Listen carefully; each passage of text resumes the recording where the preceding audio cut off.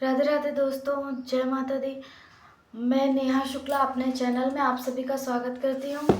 आज मैं आप लोगों को एक बहुत ही प्यारा और शांत माता का गीत सुनाऊंगी। अगर हमारी गीत पसंद आए तो प्लीज़ हमारे वीडियो को लाइक करें, चैनल को सब्सक्राइब करें और ढेर सारा प्यार आशीर्वाद दें, फुल वॉच करें। बाजे पायल धीमी चाल लौसानी मैया घूम रही। बाजे पायल धीमी चाल औसानी मैया घूम रही। बाजे पायल धीमी चाल औसानी मैया घूम रही। घूमते पहुँची माई बजाज दुकनिया। घूमते पहुँची माई बजाज दुकनिया। मोही चुनर देखी लाल औसानी मैया घूम रही।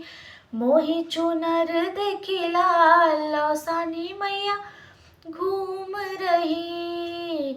बाजे पायल धीमी चाल औसानी मैया घूम रही। घूमते पहुँची माई चूड़ी हरवा दुकनिया। घूमते पहुँची चूड़ी हरवा दुकनिया। मोही कंगन चूड़ी लाल आसानी मैया घूम रही। मोही कंगन चूड़ी लाल आसानी मैया घूम रही। बाजे पायल धीमी चाल आसानी मैया घूम रही। घूमते पहुँची माई मालिनी दुआरिया। घूमते पहुँची माई मालिनी दुआरिया।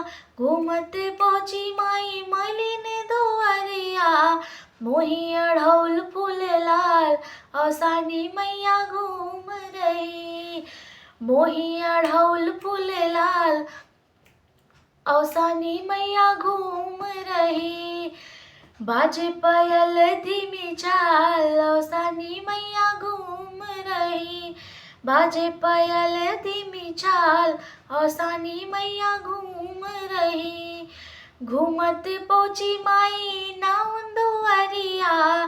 घूमते पहुँची माई नाउन दुआरिया। मोही महावर देखी लाल औसानी मैया घूम रही।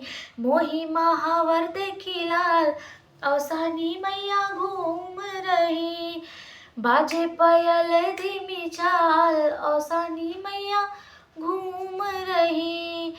बाजे पायल धीमी चाल औसानी मैया घूम रही। आपको गीत कैसा लगा कमेंट में ज़रूर बताएं।